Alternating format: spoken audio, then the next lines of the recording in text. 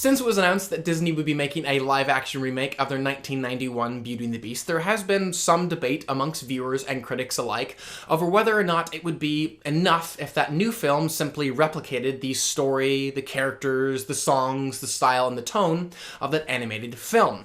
Would it be satisfactory if they simply slapped on a coat of live-action paint and called it a day?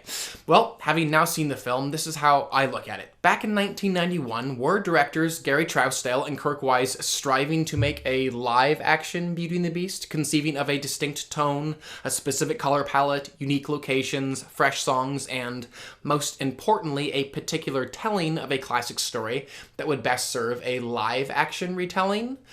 No, they were designing and tailoring each of those elements to bring to life an animated Beauty and the Beast.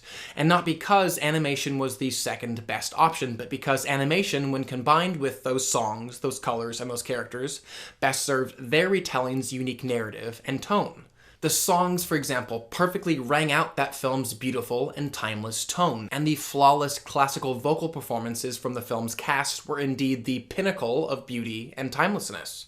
The character designs and animation too perfectly communicated that film's whimsy and fantasy. It combined this vibrant and diverse color palette with these rather caricatured character designs, so that we could embrace things as whimsical as a fussy clock and a dancing candlestick, and as fanciful as a girl quite quickly falling in love with a beast.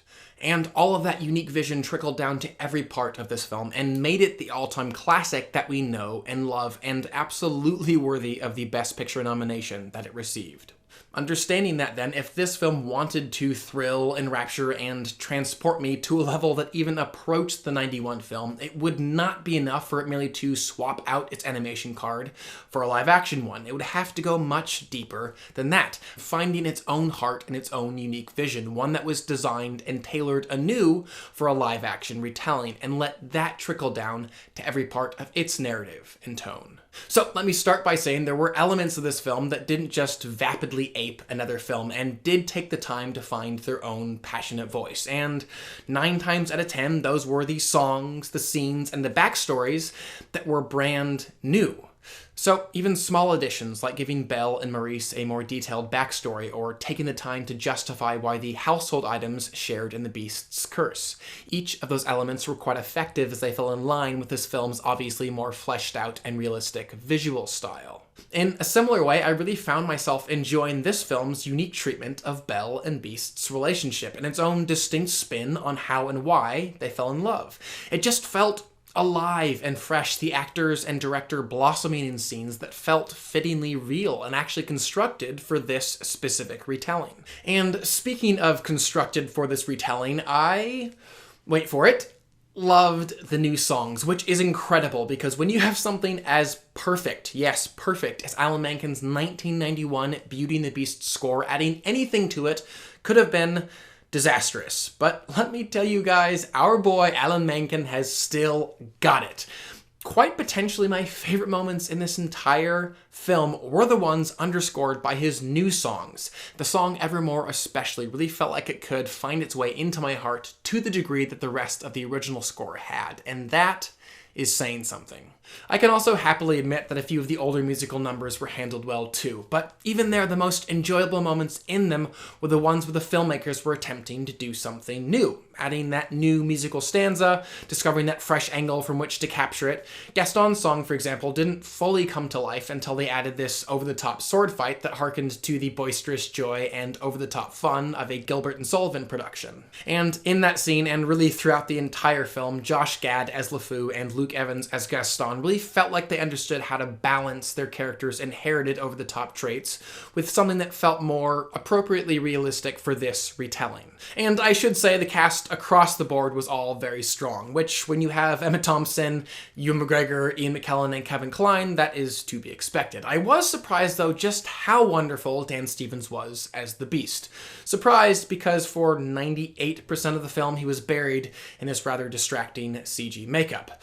Nonetheless, in his quiet moments especially, he made me feel like I was getting to know that character in a whole new way. And I'll admit too, even as Emma Watson, kind of felt like she was always aware of the fact that she was acting and singing in the shadow of the great Paige O'Hara.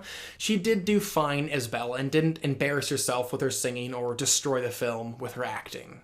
Unfortunately, all the positives that I've just finished discussing really only made up 30 to 40% of this film, and the other 60 to 70% of it was just this fairly hollow recreation of a better film.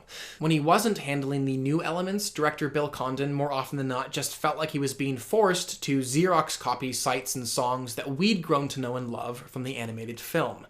And to make matters worse, laid on top of every one of those plentiful replications was this turned up to 11 color and sparkliness, this visual noise that during the big musical numbers especially just ended up canceling out much of their power and beauty.